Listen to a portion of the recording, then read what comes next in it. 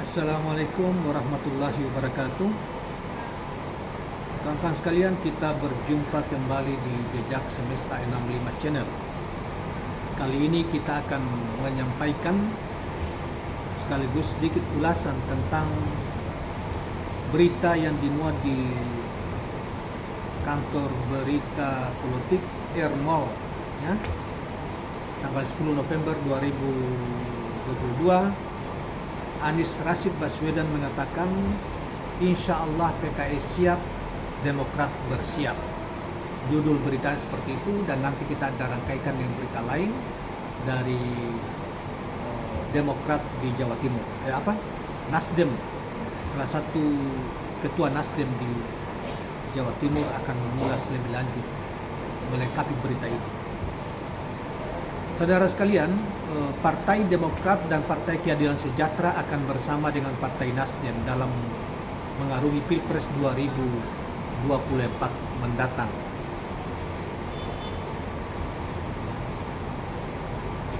Optimisme ini disampaikan oleh calon presiden dari Partai Nasdem, Anies Rashid Baswedan, saat acara Nasdem UMKM Trade Show atau NUTS dan Forum Bimbingan dan Teknis Fraksi Nasdem DPRD Provinsi dan Kabupaten Kota se-Indonesia di GCC Senayan, Kamis 10 November 2024. Sekarang kita bersama Nasdem, insya Allah dua partai lainnya akan bersama-sama kita.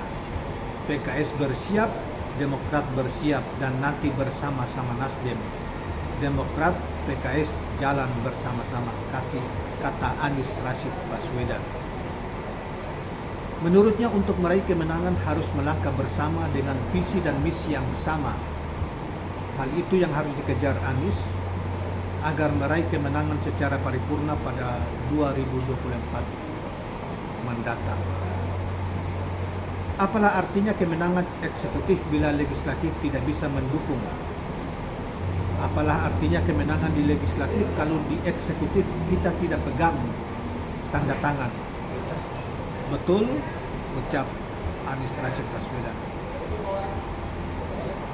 Selanjutnya Anies Rashid Baswedan mengatakan, pada 2024 nanti merupakan pekerjaan rumah bersama. Untuk itu 3 partai politik harus berjalan beriringan dengan cara membagi tugas yang diemban sebagai misi bersama. Untuk itu kita harus sama-sama dalam proses ini. Lanjutnya sebagai kata penutup. Saudara sekalian, dalam kaitan itu ada berita lain yang cukup menarik yang kita bisa berita dan ulasan lainnya dari ketua Nasdem, salah satu ketua Nasdem di Jawa Timur, yang bisa melengkapi apa yang dikatakan oleh Anies Rashid Baswedan sebelumnya. Saudara sekalian, tulisan ini ditulis oleh Mohtar Aksan yang kemudian lebih banyak mengulas tentang wakil bupati atau wakil bupati Tuban, ya, yang merupakan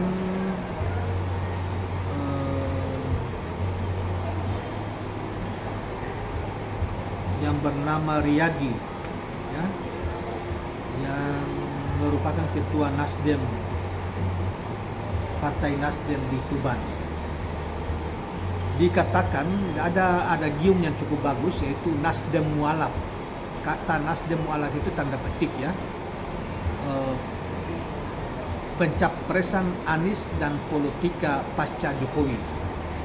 Politik pasca Jokowi itu judul tulisannya, yang dirangkai oleh Muhammad Eksan. Saya lihat dulu Muhammad Eksan ini siapa. Oh iya, Muhammad Eksan ini adalah pendiri Eksan Institute, ya. Baiklah, kita langsung membacakan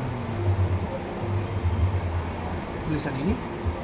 Wakil Bupati Tuban yang sekaligus Ketua DPD Partai Nasdem Tuban, Riyadi menyebut diri dan para pendukungnya yang bergabung dalam Partai Besutan Surya Paloh dengan Nasdem Mualaf, tanda petik ya, Nasdem Mualaf, yaitu orang-orang Nasdem baru yang baru saja bergabung dengan partai yang berulang tahun ke-11 pada Jumat 11 November 2022 ini. Istilah Nasdem Mualaf cukup unik dan menarik, sebuah terma anti-mainstream untuk menyebut fenomena masuknya kader partai lain ke dalam Partai Nasdem. Apalagi pasca Ketua Umum DPP Partai Nasdem Surya Paloh mendeklarasikan Anies Rashid Baswedan sebagai bakal calon presiden Republik Indonesia pada pemilu 2024 mendatang. Anies efek sangat terasa, ada beberapa kader yang pergi dan ada banyak yang datang menyambut keputusan Nasdem dalam kondisi dan dalam kandidasi pemimpin nasional pasca Presiden Joko Widodo. Nasdem menjadi bahan utama perbincangan yang menguasai ruang publik dengan segala pro kontranya di dalam maupun di luar partai. Surya Paloh menyadari betul resiko yang harus diterima setelah mendeklarasikan Anies Rashid Baswedan. Serangan dari kawan koalisi di pemerintahan maupun parlemen bertubi-tubi, terutama dari PDIP. Sekretaris Jenderal Partai Banteng bermoncong putih Hasto Kristianto sampai mendesak para menteri Nasdem mundur dari kabinet Jokowi II. Beberapa lembaga survei merilis bahwa elektabilitas Partai Nasdem anjlok setelah memutuskan mengusung Anies Rashid Baswedan. Bahkan hasil survei teranyar dari lembaga survei Indonesia LSI dan IJA menyebut Nasdem terancam tak lolos parliamentary threshold sebab elektabilitas Nasdem hanya 3,9%. Di balik resiko di atas ada cocktail effect atau pengaruh ekor jas dari pencalonan Anies sebagai bakal calon presiden dari Nasdem. Banyak jaringan relawan Anies di berbagai daerah yang sudah merapat dan mendukung kemenangan Nasdem pada pileg 2024 mendatang. Oleh sebab itu, mereka menyadari betul dalam menjalankan pemerintahannya nanti, Anies membutuhkan dukungan parlemen yang kuat untuk memuluskan program-program pemerataan pembangunan dan keadilan sosial. Tanpa itu, mustahil visi, misi, dan program yang dijanjikan pada masa kampanye bisa diwujudkan. Selanjutnya dikatakan bahwa Nasdem Mualaf juga berasal dari ceruk pendukung Anies yang merupakan basis massa pemilih baru Nasdem. Mereka adalah massa pemilih Muslim urban dan modern dari kelas bawah dan menengah yang berancang-ancang memilih Partai Nasional demi memenangkan Partai Demokrat Nasional demi memenangkan sang tokoh idola. Anies adalah magnet politik baru nasional yang teruji dan terbukti memimpin DKI Jakarta. Hasil survei LSI menyebutkan bahwa 80,9% warga Jakarta puas terhadap kinerja Anies. Bahkan lembaga survei yang lain, yaitu Puli misalnya, mengatakan bahwa 86% lebih warga Jakarta menyatakan puas terhadap kinerja atau kepemimpinan Anies Rashid Baswedan di DKI. Lepas dari paradoks pencalonan Anies dan efeknya terhadap Nasdem, yang pasti Anies merupakan tokoh yang tak punya party ID dibanding dengan dua calon presiden lainnya. Ganjar Pranowo jelas parti ID-nya PDIP, sementara Prabowo Subianto juga terang Gerindra. Anies dan dua nama tersebut merupakan tiga besar yang selalu muncul di berbagai calon presiden. Sebagai calon presiden, Anies punya riwayat pemerintahan dan elektoral yang paling lengkap dibanding dengan yang lain. Mengapa? Pertama, Anies merupakan Gubernur DKI Jakarta periode 2017 sampai 2022 dan Menteri Pendidikan Kebudayaan periode 2014-2016. Ia tokoh yang lahir dari rahim pemilu demokratis yang menang Pilgub 2017 dengan suara 3,2 juta lebih atau setara 57,96%. Kedua, Ganjar merupakan Gubernur Jawa Tengah periode 2013-2023 dan anggota DPR RI 2004-2013. Ia tokoh dari rahim pemilu demokratis yang menangkan 2 kali Pilgub 2013 dengan suara 6,9 juta lebih, setara dengan 48,82%, dan Pilgub 2018 dengan suara 10,3 juta lebih atau setara 58,79%. Selain itu, Ganjar pernah menjadi anggota DPR RI dari fraksi PDIP dengan suara 32,48 suara, 32.000 dari Dapil Jateng, dan pada Pileg 2009 dengan suara 65.000 dari Dapil yang sama. Ketika Prabowo merupakan Menteri Pertahanan Kabinet Jokowi Ma'ruf Amin 2019-2024, ia pesaing Presiden Jokowi 2 kali Pilpres selama 3 pemilu. Dan seterusnya. Uraian di atas mengkonfirmasi bahwa alasan Surya Paloh memilih Anies adalah benar adanya. Ia memang why not the best dari calon presiden yang kuat lainnya. Tinggal apakah ia bisa mengulang kembali kesuksesan elektoral pada Pilgub DKI Jakarta dan berpengaruh terhadap penambahan perolehan suara Nasdem pada pemilu serentak 2024 mendatang. Biarlah sejarah yang menjawabnya atau waktu yang menjawabnya.